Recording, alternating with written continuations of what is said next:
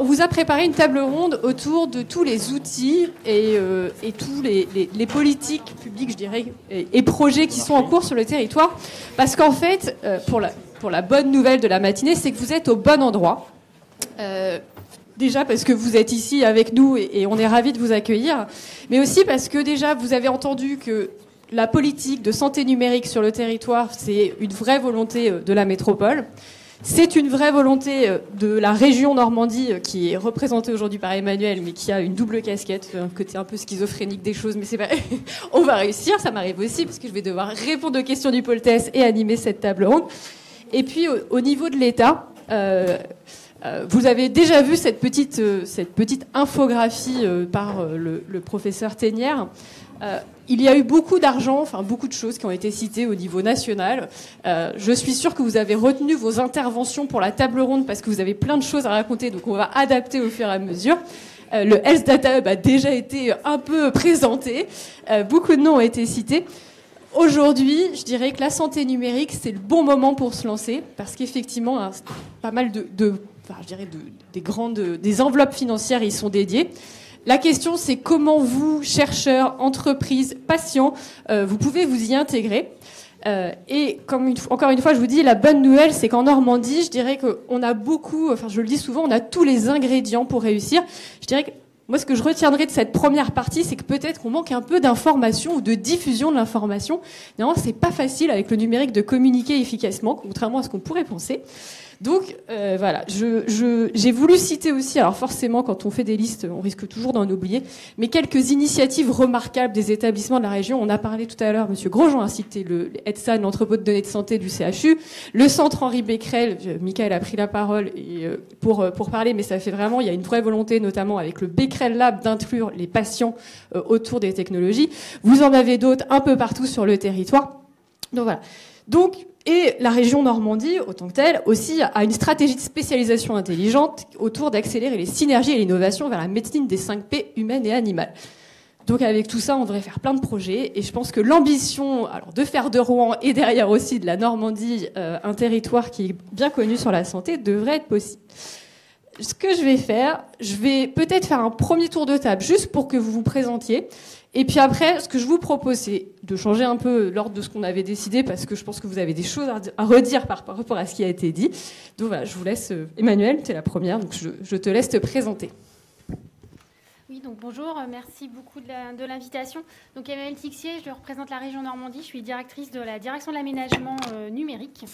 Et effectivement, comme le disait Magali, je vais intervenir avec deux casquettes, donc effectivement celle au titre des services de la région sur la dimension aménagement numérique, mais aussi au titre du Data Lab Normandie, en fait, qui est un collectif d'acteurs, duquel certains d'entre vous font partie. Donc surtout, il faudra ne pas hésiter à intervenir en complément de mes propos. Parce que donc voilà, c'est un projet collectif de plus de 35 acteurs aujourd'hui normands, tournés sur les enjeux de la donnée. Voilà. Fabien, sur l'ARS, alors... Bonjour, Fabien Richard, responsable e-santé et transformation numérique de l'ARS. Alors pour l'actualité aujourd'hui, nous on porte la stratégie en région, la stratégie nationale sur le numérique en santé et le mot que tout le monde connaît sans doute maintenant, c'est le Ségur numérique. Enfin, c'est la déclinaison numérique du Ségur de la santé. Donc on sera éventuellement amené à en reparler. Bonjour à tous, donc Carole Dorfin, je suis directrice des partenariats au sein du Health Data Hub, le Health Data Hub qui a été créé justement pour favoriser l'accès aux données de santé qui sont effectivement importantes, volumineuses en France, mais dans les respects des règles éthiques des patients et toujours dans l'objectif de l'intérêt général. Et donc on accompagne les porteurs de projets de manière à accélérer l'accès à ces données de santé. Donc Christine Canet, directrice de Normandie Valorisation. Normandie Valorisation, en fait, assure... le passage des innovations issues des laboratoires de recherche vers le monde économique. Normandie Valorisation rassemble les acteurs, les établissements d'enseignement supérieur de toute la Normandie. Ici, bien entendu, l'Université de Rouen. Il y a aussi les organismes, c'est-à-dire le CNRS et INSERM, et bien entendu les deux CHU, donc le CHU de Rouen-Normandie, les deux CLCC et, dans le cas présent, bien entendu, Becquerel. Bonjour, donc Michael Arnoux, responsable du site de Rouen-Normandie Incubation. Notre métier, c'est d'accompagner les porteurs de projets d'entreprises innovantes à se créer sur le territoire. Donc on les accompagne du prototype jusqu'aux premières démarches commerciales et ou levées de fonds. On les accompagne physiquement, numériquement aussi, la formation, de la mise en relation, de l'hébergement et aussi du financement de l'entreprise. Donc voilà, merci de l'invitation. Merci. Alors peut-être première question, Fabien, pour vous. Vous avez parlé du Ségur de la santé, on l'a cité juste avant, le professeur Théniard en a parlé. Avant de faire le focus sur le partenariat qui existe entre le Data Lab Normandie et le Health Data Hub, est-ce que vous pouvez nous dire 2 mots sur l'ARS Normandie? Alors j'imagine que tout le monde connaît, mais au cas où, à quoi sert un ARS? Ça peut toujours servir. Et puis, quelle est votre intervention en termes de la santé numérique? Le sujet du jour, comment vous voyez les choses? Surtout que vous avez quelques casquettes qui sont assez intéressantes, donc je vous laisse la parole. Oui, alors effectivement, sur la santé numérique, l'ARS Normandie, on est évidemment la déclinaison régionale de la stratégie nationale. Alors, comme je viens de l'évoquer, on a parlé beaucoup du Ségur numérique. L'idée du Ségur numérique, on parlait de cadre d'urbanisation, c'est vraiment de rentrer en cohérence avec la donnée du patient et ce qu'on va faire de la donnée du patient. On a, au niveau de l'ARS Normandie, notre gros travail, il se passe du côté des professionnels le professeur Théniard l'a dit, il y a 2 milliards d'euros qui est fléchés pour cet exercice. Donc on finance les établissements pour qu'ils mettent à jour ou qu'ils acquièrent des systèmes d'information qui sont Ségur compatibles. Et donc pour que tous ces systèmes d'information dans les centres, dans le sanitaire, dans le médico-social, en ville et dans tous les couloirs, convergent en fait vers un endroit unique. On a parlé tout à l'heure un peu de souveraineté numérique. Je crois que c'est une des cibles du Ségur numérique, c'est que toute cette donnée converge à un endroit, un système central qui est opéré par l'assurance maladie. Donc on peut parler un peu de système souverain. Et tout cela pour une seule et bonne raison, c'est que on veut centraliser la donnée pour qu'à la fin, le patient puisse reprendre un peu le contrôle de ces données. On a rapidement évoqué Mon Espace Santé, c'est l'événement, c'est en tout cas l'outil emblématique de toute cette opération.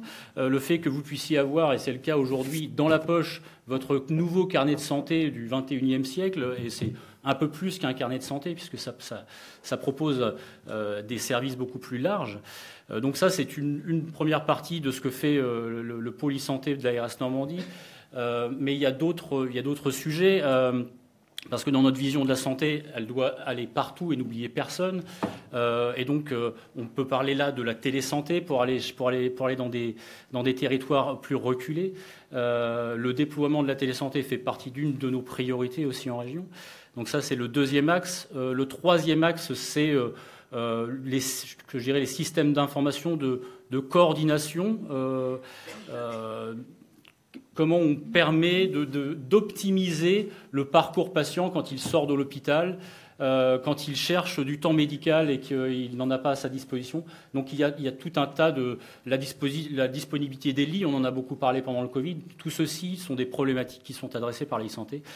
Et puis le dernier sujet, c'est le sujet évidemment de la sécurité de la donnée et de la sécurité des établissements de santé.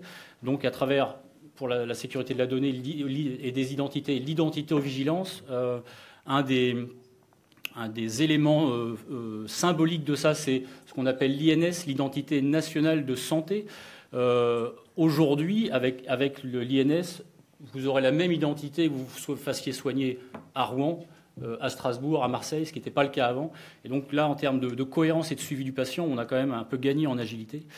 Et puis sur la partie sécurité, on a parlé beaucoup de la cybersécurité. Et effectivement, on a tous, en tout cas côté professionnel, je ne sais pas si les côtés patients on le ressent, mais côté professionnel, on commence à bien sentir la différence d'année en année avec une pression de la menace qui est de plus en plus prégnante. Et donc, il y a aussi un plan national de renforcement de la cybersécurité qui a été commandé au plus haut niveau de l'État et qui est décliné en région, et on s'occupe également de ça. Merci. Alors, juste avant de passer sur la manière dont on peut interagir, ce qui serait intéressant, c'est qu'on se parle beaucoup de données, les données des patients. Finalement, est-ce qu'on peut faire ce qu'on veut avec les données? Quels sont les garde-fous? Il y a eu une initiative assez remarquable, alors c'est mon mot aujourd'hui, remarquable, qui a été le partenariat entre le Data Lab Normandie et le Health Data Hub. Alors, je ne sais pas si depuis vous en avez signé d'autres avec d'autres régions, mais on a été les premiers, on a été précurseurs. Encore une fois, je trouve peut-être qu'on l'a pas fait assez savoir, mais on n'est pas très bon en communication en Normandie parce que on fait des très belles choses. Est-ce que Emmanuel, tu peux nous en dire un mot? Alors déjà présenter ce qu'est le Data Lab et puis en quoi qu'est-ce que le partenariat a déjà fait naître? Merci. Donc effectivement, le Data Lab Normandie aujourd'hui, peut-être celui-ci. Voilà. Donc le Data Lab Normandie, comme je disais tout à l'heure, c'est un partenariat entre 35 structures normandes organisées en 3 collèges, donc un collège entreprise et notamment avec une des entreprises fondatrices du Data Lab Normandie qui est Sagi. Arnaud Muller en parlait tout à l'heure, mais aussi des Momentech, des Soyuz, des plus récents comme Doctizy ici présent. Voilà. Donc voilà, plusieurs arrivées d'entreprises depuis que ce consortium a été mis en place en juin 2019, mais la mise en vie opérationnelle date seulement d'avril 2020, donc au début du Covid. Je vous laisse imaginer peut-être les complexités qu'on a eues en termes d'animation à ce moment-là. Un collège également en enseignement supérieur et recherche, donc au sein duquel on voit aussi des acteurs qui sont ici ce matin, comme l'Université de Rouen, comme le CHU de Rouen, comme Normandie Université, mais bien d'autres, l'Université de Caen, l'INSA, l'ENSI de Caen, la plupart en fait des établissements normands, donc soit généralistes comme les universités, mais plus spécifiques aussi comme l'école de management de Normandie, donc qui a des plus-values réelles sur la donnée en termes de gestion management, mais également Unilassal avec là aussi une entrée du coup thématique. Il y a aussi un 3e collège dans ce Data Lab Normandie, qui est le collège collectivité. Donc la région, évidemment, en fait partie, mais il y a également la métropole de Rouen, la communauté urbaine du Havre, la communauté urbaine de Caen-la-Mer et plus récemment l'arrivée de Cossanaglo. Donc ce collectif de 35 acteurs aujourd'hui est coordonné de manière opérationnelle par la région Normandie. C'est d'où mon côté schizophrène ce matin. L'animation opérationnelle du Data Lab Normandie est aujourd'hui portée par 2 agents de ma direction. Donc voilà, c'est en mode préfiguratif et l'idée c'est vraiment l'idée initiale, c'était de tester, de mettre en expérimentation une offre de services en Normandie autour des enjeux de la donnée. Qu'on a identifié en 3 grands objectifs. Et ça a été dit ce matin, un enjeu d'acculturation, de sensibilisation des acteurs en Normandie à la donnée, que ce soit citoyens, entreprises, collectivités, associations. Voilà, l'ensemble des organisations aujourd'hui sont concernées par l'enjeu de la donnée, que ce soit dans le secteur de la santé ou pas de la santé.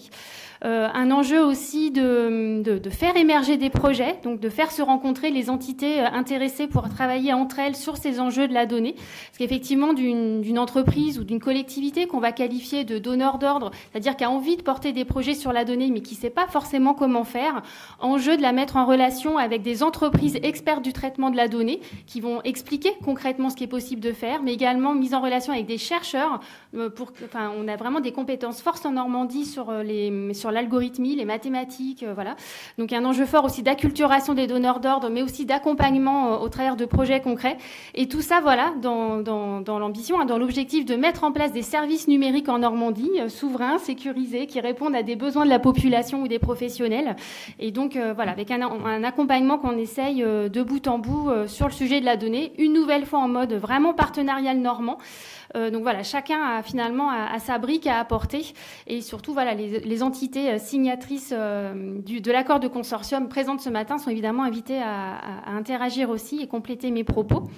Donc, vous l'aurez compris, c'est un accord de consortium, donc ce Data Lab Normandie qui a vocation généraliste, mais assez vite finalement, on s'est mis en vie réelle au moment du Covid. On s'est dit il y a un enjeu évidemment fort sur la santé, avec des dynamiques en Normandie très importantes et comme vous le savez très soutenues autour de la santé, quel que soit l'échelon de collectivité.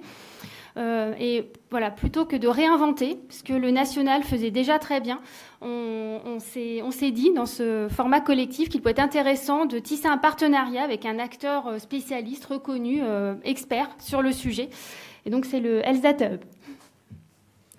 Merci beaucoup Emmanuel, oui, et merci de l'invitation. Nous, au niveau du Health Data Hub, donc on est une structure toute jeune finalement, on date de 2019, avec la mission de rendre accessibles donc les données de santé de façon sécurisée, de façon transparente à l'ensemble de la communauté de chercheurs qui pourraient avoir besoin d'utiliser ces données. Et ces données, effectivement, on a probablement une base de données médico-administratives la plus importante au monde qui comprend en fait tout le recensement des différentes feuilles de soins de la population française, les données, certaines données médico-administratives hospitalières sur les différents parcours hospitaliers qui permettent de reconstituer les parcours de soins. Évidemment, les données ne sont pas nominatives, nous n'accédons absolument pas à des données nominatives, mais des données pseudonymisées, c'est-à-dire pour lesquelles les données, on va dire, très identifiantes, numéro de sécurité sociale, nom, prénom, ne sont pas accessibles.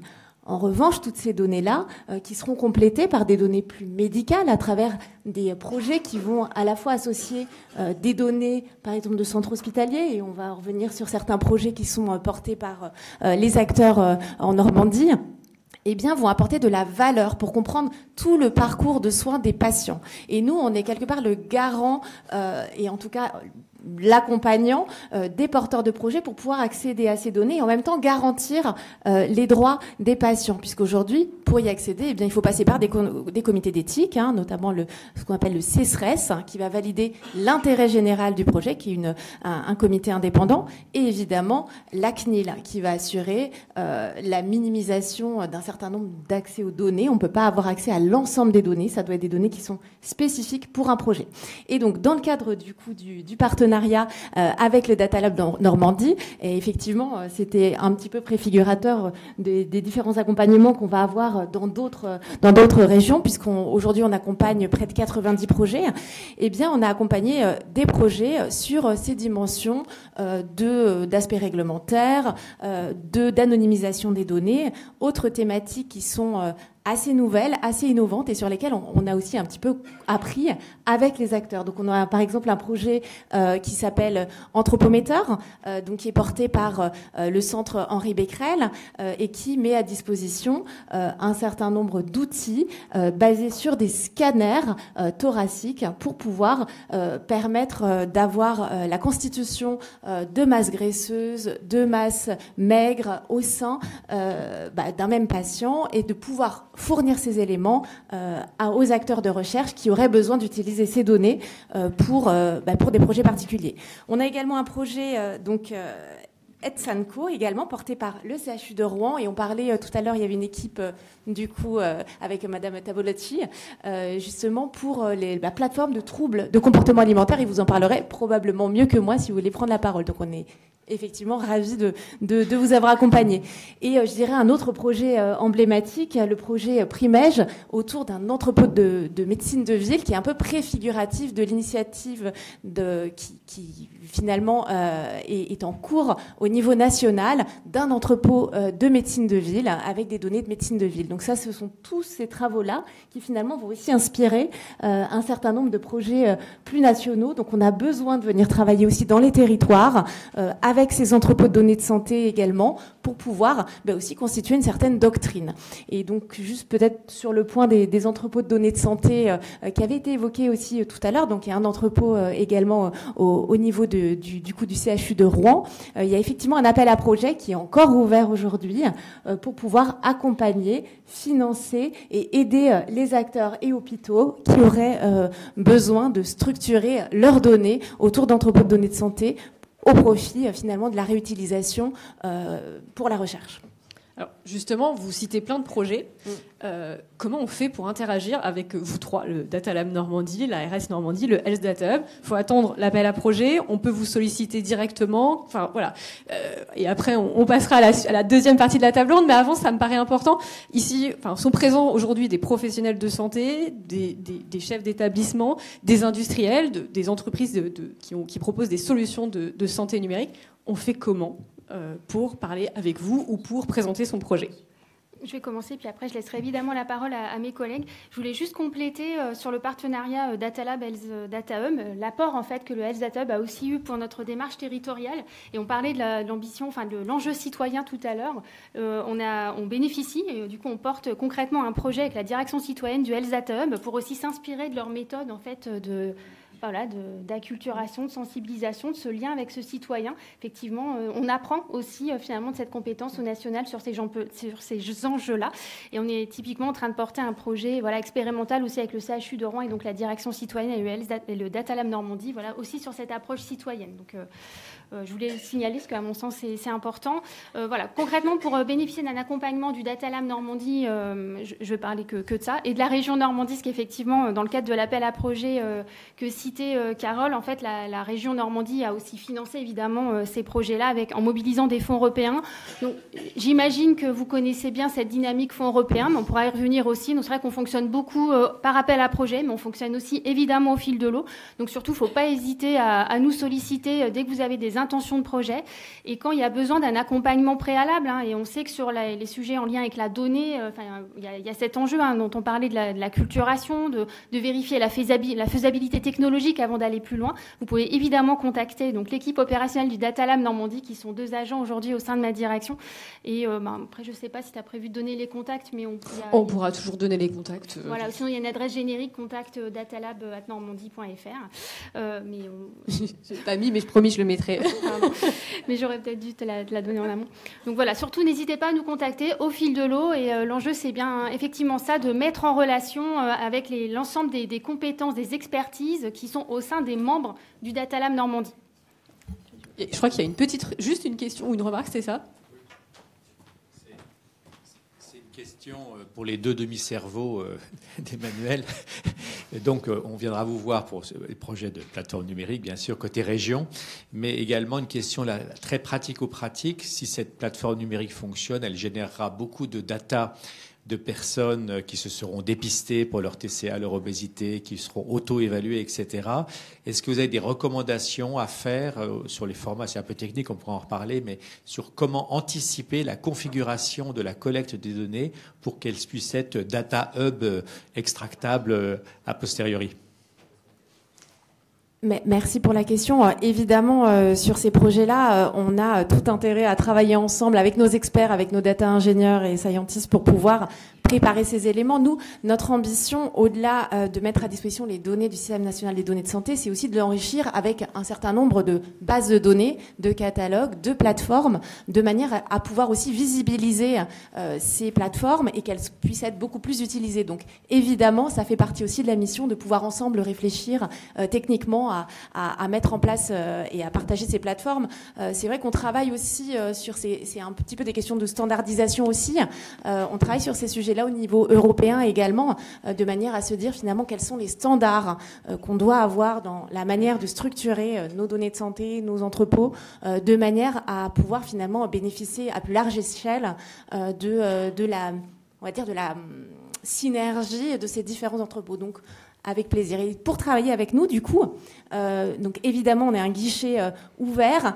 On a un guichet unique pour toute question, tout porteur, alors qu'il soit acteur public, institutionnel, acteur privé, start-up. On accompagne vraiment des porteurs dans tous les domaines. Donc, vous pouvez nous contacter, on peut vous apporter de l'aide pour comprendre un peu le chemin réglementaire. C'est vrai que c'est pas évident pour ceux qui l'ont expérimenté, ça peut être très long. Donc, nous, on est là pour faciliter, pour vous aider à faire que vos dossiers, finalement, soient les plus complets possibles pour passer ces différentes étapes de comité d'éthique, la CNIL, et éventuellement aussi fournir un accès à notre plateforme de données de santé. Notre plateforme également pour réaliser vos travaux d'études.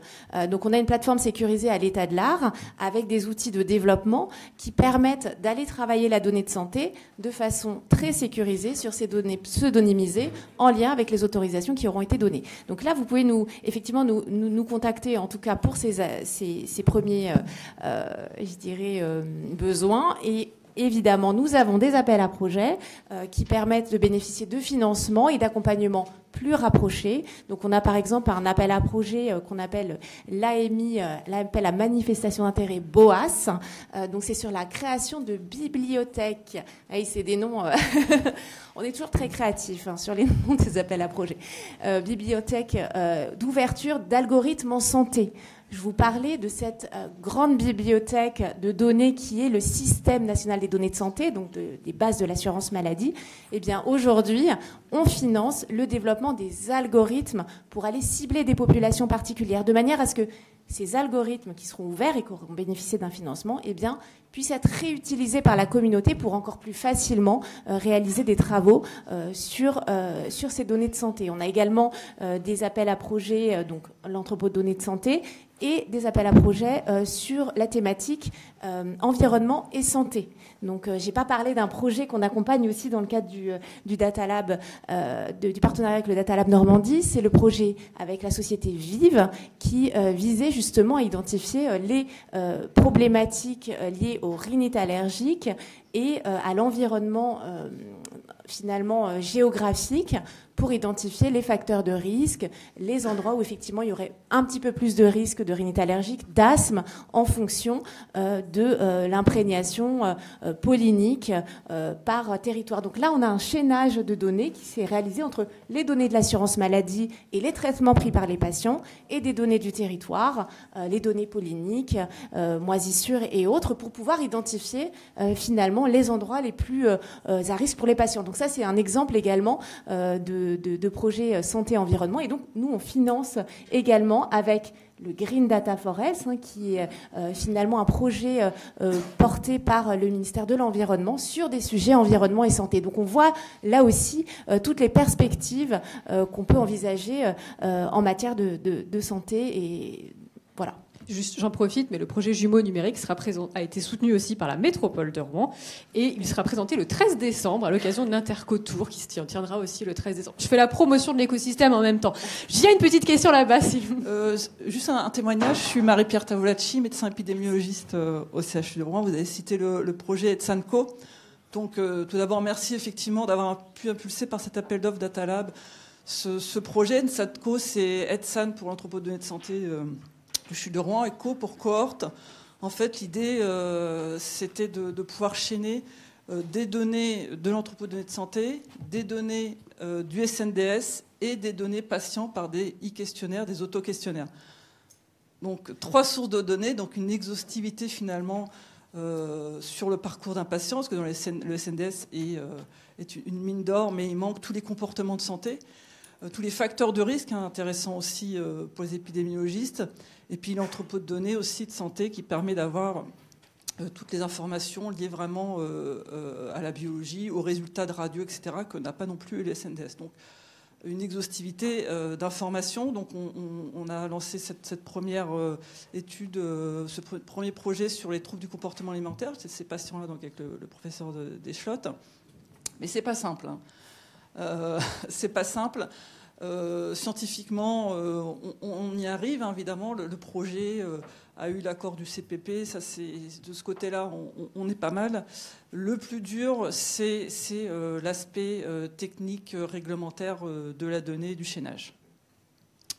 De l'hébergement au final. Voilà, tout ça c'est en cours. C'est pas le plus simple, mais en tout cas, grâce à cet appel à projet, on a pu déjà avoir cette impulsion. Mais on n'est pas les seuls acteurs, on est dépendant de plein d'autres personnes. On a pu être en contact avec le Health Data Hub de manière très rapprochée. Ils nous ont énormément aidés aussi sur l'expression des besoins, sur l'aspect réglementaire. Donc on a pu avoir tout ce lien grâce à ce projet, mais voilà, il faut encore beaucoup d'énergie, mais apparemment c'est quelque chose d'assez original. Donc ça nous tient à cœur de réussir et de pouvoir aussi en faire profiter évidemment d'autres cohortes. Une fois qu'on aura fait essuyé les plates, qu'on aura fait le plus dur, je pense qu'ensuite voilà, les autres pathologies, les autres services pourront aussi en profiter. Donc merci de votre soutien. Bonjour, j'avais 2 questions dans des domaines très différents. La première, je prends l'étiquette d'un responsable d'une équipe de recherche en imagerie, parliez, et sur la valorisation des données. Alors, on est tous d'accord que les données médicales n'appartiennent à personne, sauf que la structuration de ces données a, elle, une valeur. On voit régulièrement, par exemple, des projets dans le domaine de l'imagerie, des projets de recherche clinique qui ont mis 10 ans à aboutir, dans lesquels on a eu de l'argent public pour 1, 2, 3, 4 millions d'euros. Et on voit un partenariat avec un industriel qui se développe et qui dit « Moi, je fais de l'intelligence artificielle, merci de me donner vos données. Je fais un apprentissage parce que la seule chose dont j'ai besoin, c'est un moteur d'intelligence artificielle que je fais apprendre. Après, je vous rends vos données, mais vos données, finalement, elles valent rien, mais moi, derrière, je commercialise. » Comment on résout ça? Parce qu'on passe des heures, des journées, des mois, Christine voit bien de quoi je parle, avec les industriels qui, veulent pas entendre que ça a un coût et que ça a un coût... c'est la société qui a payé la recherche. Et d'un autre côté, nous, donner les données, c'est-à-dire donner un fichier Excel et donner un disque dur avec 10 000 images qui ont été traitées, c'est un peu compliqué. Ça, c'est la première question. Peut-être pour le Health Data Hub, comment vous résolvez ça?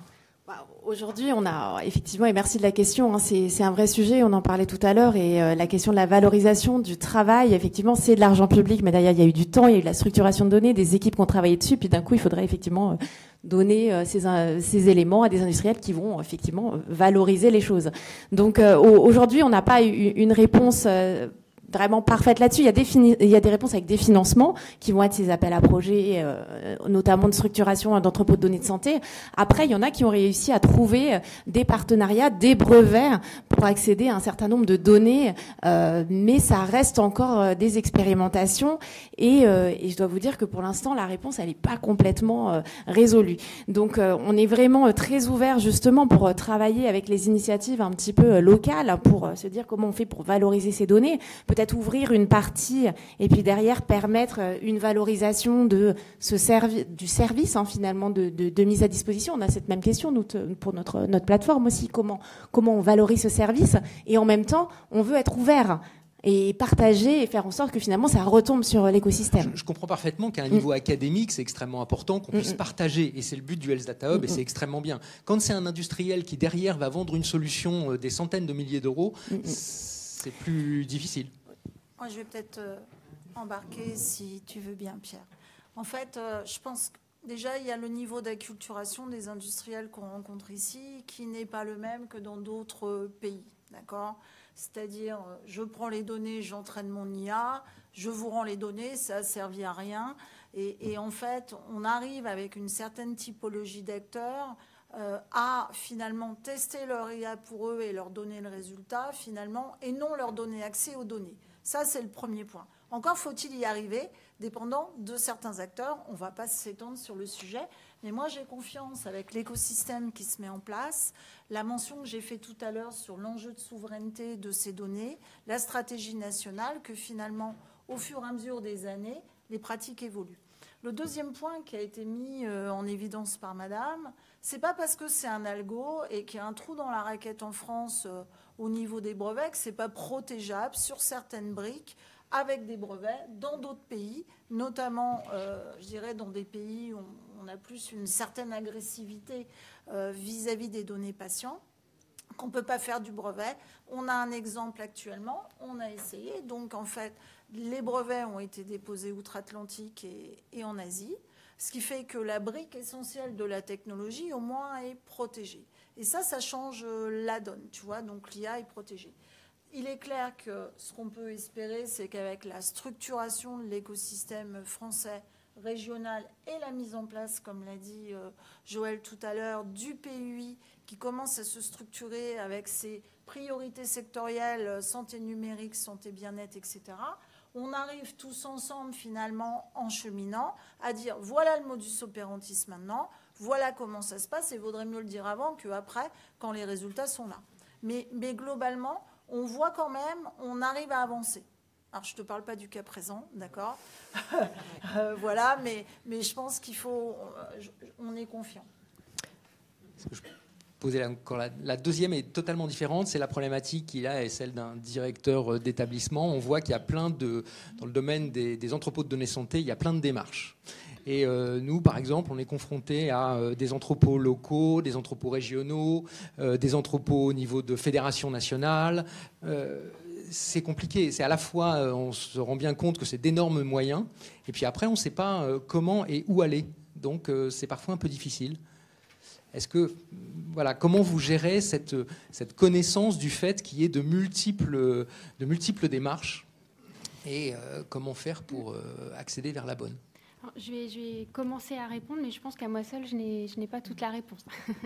Donc, j'invite mes collègues à compléter, évidemment. Et par rapport au Data Lab Normandie, typiquement, le Data Lab Normandie n'est pas un entrepôt de données. Donc déjà, rassurons-nous, ce n'est pas un entrepôt régional supplémentaire. Par contre, dans l'offre de service du Data Lab Normandie, il y a ce qu'on appelle un bac à sable.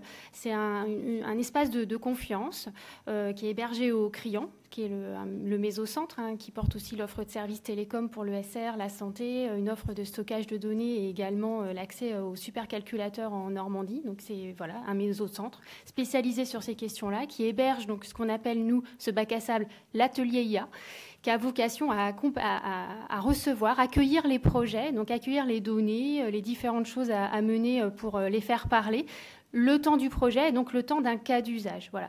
Donc il y a de l'hébergement de données le temps du cas d'usage, mais ce n'est pas une logique entrepôt, c'est-à-dire hébergement pérenne. On est vraiment sur une offre de service, accès à des algorithmes, développement sur des jeux de données dont les porteurs de projets ont besoin de travailler. Mais c'est juste le temps du projet. Donc par rapport à ça, il n'y a pas de doublon, à mon sens, mais on est là aussi pour en échanger quelque part. Et à l'inverse, quelque part, nous, c'est aussi important de savoir ce qui est nécessaire du point de vue des porteurs de projets pour vous aider en termes d'infrastructures numériques pour mettre en œuvre vos projets. Donc voilà, nous, région, on travaille beaucoup avec le Crian, mais comme l'écosystème ESR et santé en Normandie, c'est quelque part, j'ai envie de vous retourner la question. Quelle est l'offre de service en matière d'infrastructures numériques dont vous avez besoin pour mettre en œuvre vos projets, sachant qu'on sait qu'il y a un enjeu initial de confiance entre de nouveaux acteurs qui ne se comprennent pas, et on sait à quel point c'est difficile en tant qu'organisation d'ouvrir son système d'information pour mener des projets, et d'ailleurs on ne le fait pas. Et donc on a besoin de cet espace de confiance pour apprendre à se connaître entre porteurs de projets pour travailler sur la donnée. Voilà. Donc j'ai envie de vous retourner un peu la question. Et peut-être juste pour compléter, parce qu'effectivement il y a le besoin, donc on a besoin de travailler avec tous les acteurs, donc c'est ce qu'on va faire nous avec cet appel à projet, la sélection des premiers lauréats pour la première vague, mais l'idée c'est aussi d'envisager ces entrepôts à une échelle aussi nationale, avec peut-être des standards, des structurations. L'idée n'est pas d'avoir 50 entrepôts différents avec des doctrines différentes, même si on sait qu'il y a des spécialités par hôpitaux. On ne va pas traiter de la même manière des hôpitaux Unicancer par exemple, ou des CHU qui vont être spécialisés sur d'autres pathologies. Donc, mais on a en tout cas des standards qu'on réfléchit, et justement travailler et accompagner, on apprend en accompagnant chaque acteur du coup d'éléments de base pour construire une doctrine nationale. Et cette doctrine nationale, quelque part, après, elle ruissellera pour les futurs entrepôts. Donc on travaille en marchant avec les besoins. Quels sont les besoins des porteurs, quels sont les besoins des hôpitaux, et pour pouvoir nous nourrir de ça et nourrir ainsi une stratégie plus nationale. Et également européenne. Aujourd'hui, au niveau du Health Data Hub, on préfigure aussi l'espace européen des données de santé, par exemple, très utile dans la perspective des maladies rares. On sait à quel point le nombre de dossiers patients va être important pour faire avancer la recherche. Et c'est vrai que nous, tout seuls en France, ça suffit pas. C'est un exemple. Et du coup, en travaillant avec une quinzaine aussi d'acteurs au niveau européen, et les travaux ont commencé juste là, on travaille ensemble avec les hubs, avec les contraintes qui sont liées au RGPD et qu'on a tous ensemble pour se dire comment demain on peut travailler la donnée santé à ce niveau-là. Et donc la structuration déjà au niveau des entrepôts localement est hyper importante pour qu'il y ait vraiment un certain alignement, ou en tout cas un dénominateur commun à ces entrepôts. C'est un petit peu la cible. Alors on va pas y arriver tout de suite, on va y arriver pas à pas, mais c'est un peu notre ambition. Juste, j'oublie pas que Fabien, vous n'avez pas répondu à ma question, mais je vais revenir dessus tout de suite. Je vais juste passer la parole parce que du coup, on a passé beaucoup de temps autour des entrepôts de la donnée. Je vous l'ai dit en introduction, on a un écosystème favorable localement pour la création, l'émergence de projets. Au bout, il y a Normandie Incubation, Normandie Valorisation, le pôle test que je représente, parce que, moi aussi, je suis schizophrène aujourd'hui. Je crois qu'à tous les trois, on collabore régulièrement. Alors, c'est vrai que Normandie Incubation est un peu au milieu de cette collaboration parce que l'état de maturité des projets n'est pas les mêmes lorsqu'on les accompagne. Ça peut vous paraître fouillis de temps en temps, parce que, soyons clairs, des fois, alors le numérique, n'en parlons pas, avec les French Tech et autres, on a l'impression que tout le monde fait du numérique, le Data Lab. La santé, effectivement, il y a beaucoup d'acteurs qui santé numérique, on est là tous ensemble. encore une fois, bonne nouvelle, on se parle, on collabore ensemble. Et quand on accompagne un projet, on sait partager l'information. Alors, ça peut être des mauvaises nouvelles, des fois, pour certains, mais on collabore et on sait avancer. Est-ce que, Michael, Christine, est-ce que vous pouvez nous dire un mot sur Normandie Incubation, Normandie Valorisation? Et puis, je terminerai sur ce que fait le Boltes. Voilà. Alors, peut-être d'abord, Christine, parce que tu es peut-être plus dans la chaîne, en amont. Je pense il manque aussi un dispositif qui est pépite, hein, on n'en parle pas. Ouais, mais alors, non, t'as raison. Alors, tu as raison. Alors, je vais te couper 2 minutes. Il en manque plein et il n'y a pas pépite. Mais c'est pas grave. Ils sont tous là parce que, en fait, vous avez entendu tout au long de la matinée des intervenants. Alors, Elisa a parlé, Yacine a parlé, a pris la parole. Donc, je leur donnerai pas la parole pour représenter. Mais en fait, effectivement, il y a plein de gens et il y a plein de structures. On pourrait dire pléthore de structures, mais on se parle et c'est efficace. Alors, on se parle, c'est bien. On a commencé à être en synergie, je dirais, il y a quelques années. Mais maintenant, ce qui est mieux, c'est grâce au PUI normand, on s'organise. Et ce qui veut dire en clair, non mais de sorte à être visible et lisible, c'est-à-dire à avoir un interlocuteur privilégié pour la priorité sectorielle de la santé, bien-être. C'est ce qui va être annoncé très bientôt, hein, puisque le temps que ça se mette en place, c'est l'avantage du PUI. Et finalement, quels que soient les dispositifs que vous avez là, peu importe à qui vous vous adressez, comme on se parle, les rouages derrière, c'est notre problème. Donc on va bien amener le dossier comme il faut, de la bonne manière, avec la bonne maturité. Et après, c'est notre travail, finalement, puisqu'on est organisé non pas en silo, mais en mode matriciel selon les compétences. Et je pense que c'est ça qui prime. C'est pour ça que, oui, on a des métiers particuliers. Normandie Valorisation, c'est l'ingénierie des projets de transfert. C'est-à-dire, très clairement, je pense que ce n'est pas très important, enfin, c'est notre vision chez Normandie Valo de comprendre ce que fait exactement NV, donc c'est Normandie Valo, Normandie Incubation, Poltes, etc.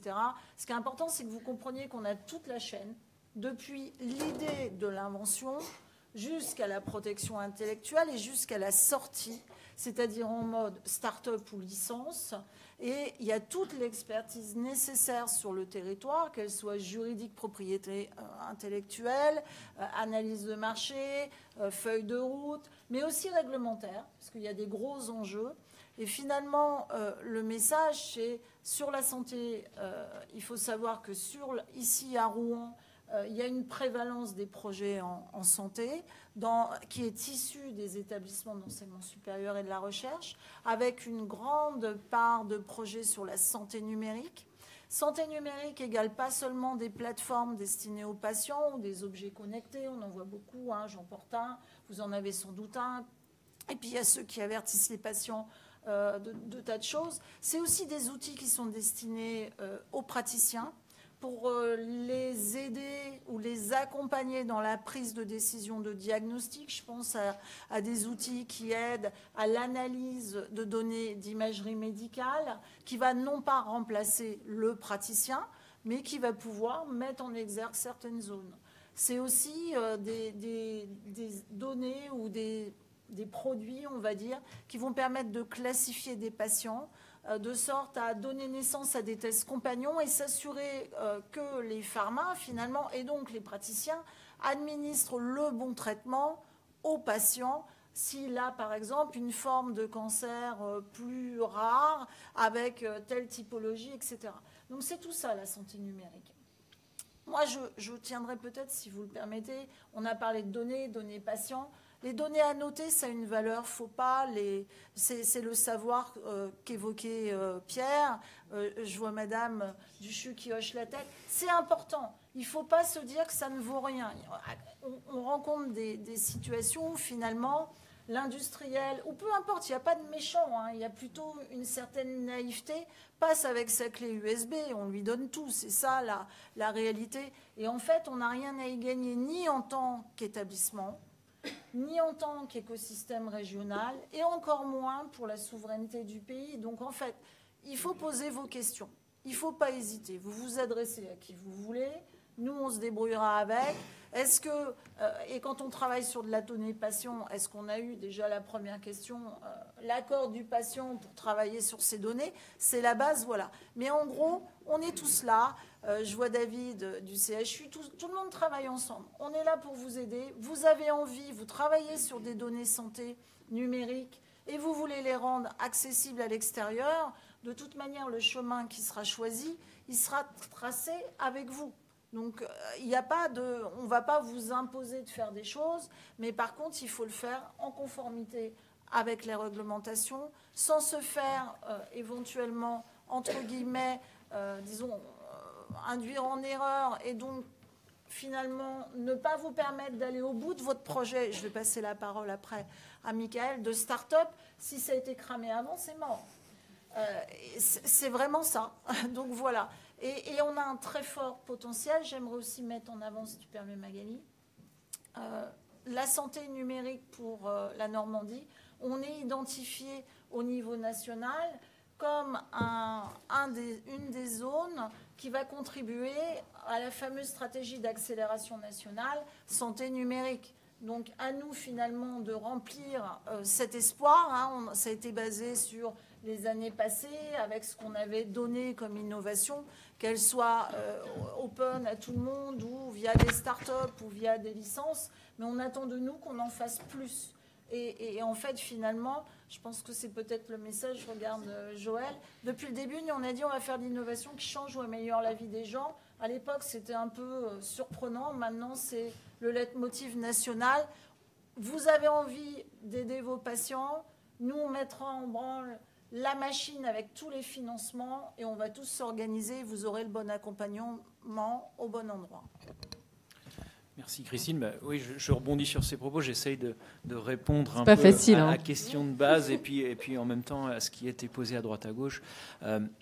Effectivement, ça peut paraître de l'extérieur un joyeux bazar, mais c'est un joyeux bazar organisé. C'est un joyeux bazar organisé avec des gens qui se parlent régulièrement. Il y a peut-être qu'on ne connaît pas ou qu'on a déjà vu au moins 2-3 fois avec lesquels on a pu discuter. Et donc c'est ça qui est intéressant, c'est que cette chaîne, elle forme un continuum au service des projets pour améliorer la vie des clients, des boîtes. Ça, c'est important.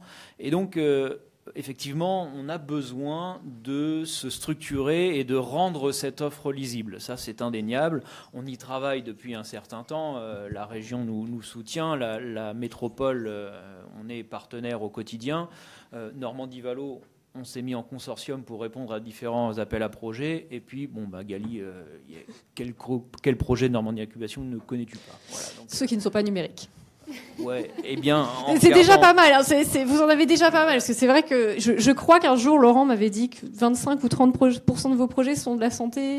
J'ai fait les petites stats avec Émilie qui est là-haut, qui s'occupe de tout ce qui est autour de la santé.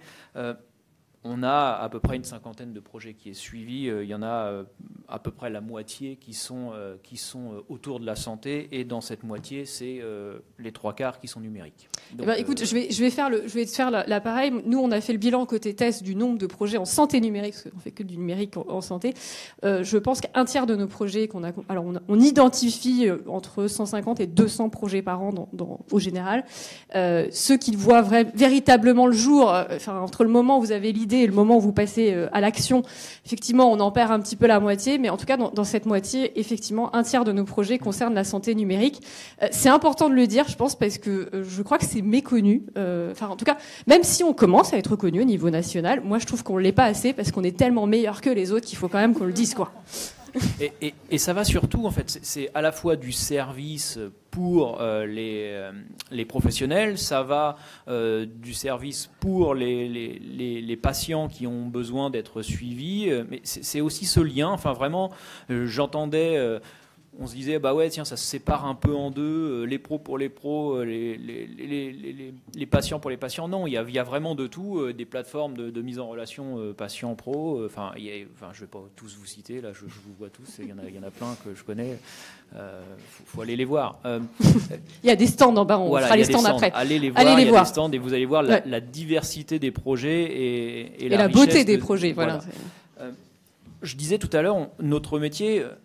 c'est de mettre en relation au bon moment avec les bonnes personnes, que ce soit tech, que ce soit market. Faut voir les deux, hein. C'est pas uniquement tech, donc la numérique c'est bien, mais s'il n'y a pas de gens derrière qui veulent acheter, ça marche pas.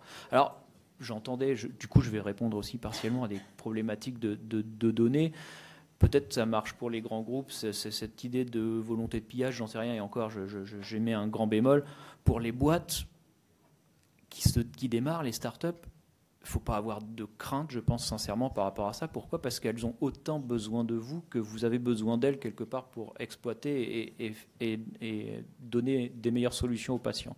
La boîte qui démarre, elle a besoin de ces datas pour entraîner son IA, oui, mais elle a aussi besoin d'être crédible aux yeux du monde. Et être crédible aux yeux du monde, c'est avoir des partenaires scientifiques forts et crédibles dans leur domaine.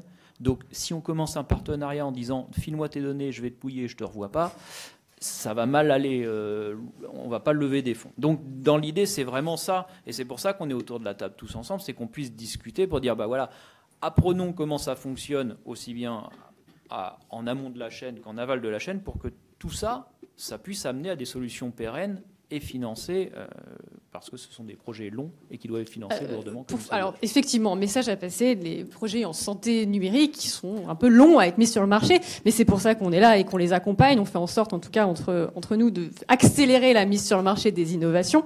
Et justement... Ça allait bien, hein. Ils ont l'air d'aller bien. Ils sont bien, mais ils ont eu des nuits un peu plus courtes que d'autres, je pense. De temps en temps, il y a des moments.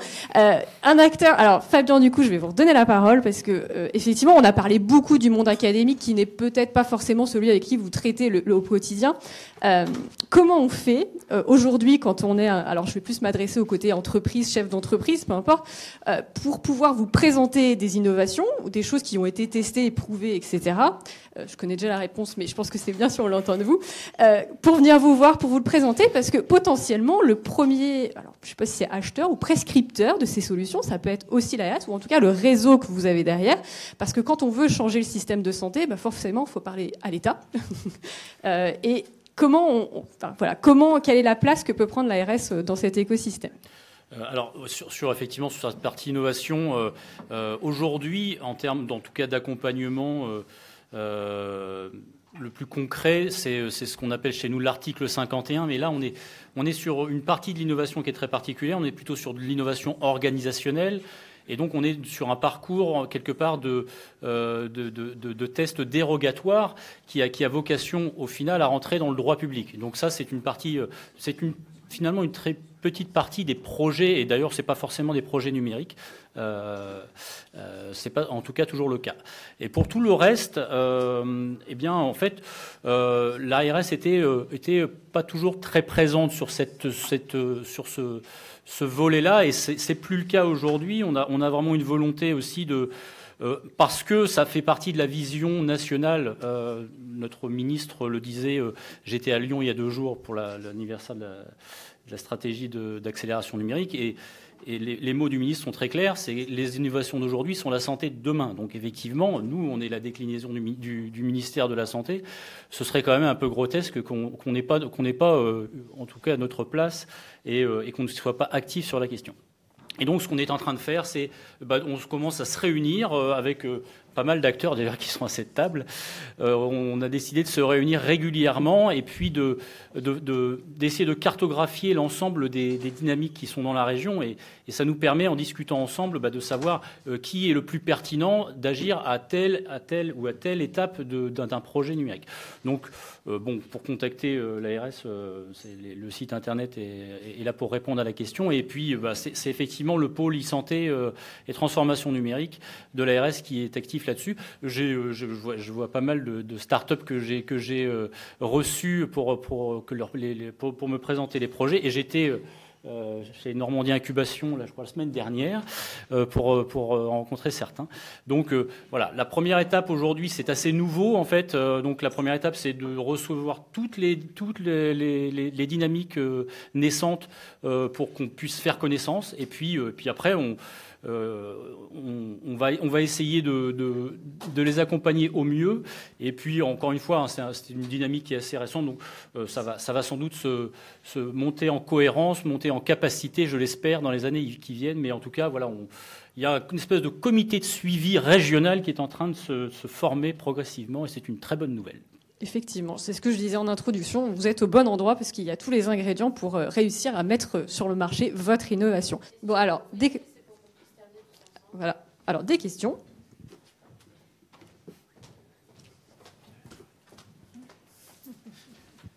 En fait, c'est plutôt pour rebondir sur le propos très enthousiaste de Christine tout à l'heure, un petit témoignage, parce que je pense qu'on a vraiment de la chance, comme l'ont dit les collègues qui ont quitté Paris pour venir à Rouen, pour leur start-up. Je suis récent dans la santé numérique, mais je crois que ça va être ma 5e action entrepreneuriale en 20 ans. Et je peux vous dire que c'est vraiment sympa ici parce qu'on connaît les gens, effectivement, dans la durée un peu, dans les différents circuits, que ce soit dans les circuits de l'académique, de l'université, de la région, de BPI France qui est pas là, mais on aime bien les fréquenter, et des correspondants de l'ARS avec lesquels on travaille sur les sujets de santé publique qui nous préoccupent, et le fait d'avoir le dialogue permanent avec toutes ces structures et les patients, qui nous pousse en avant et qui nous oblige à trouver des idées pour avancer, c'est un écosystème extrêmement stimulant qui permet d'accepter que des nuits soient parfois un peu plus courtes, comme le disait quelqu'un tout à l'heure. Merci beaucoup, en tout cas. Merci pour l'intervention. Merci d'avoir accepté ce challenge juste avant le repas.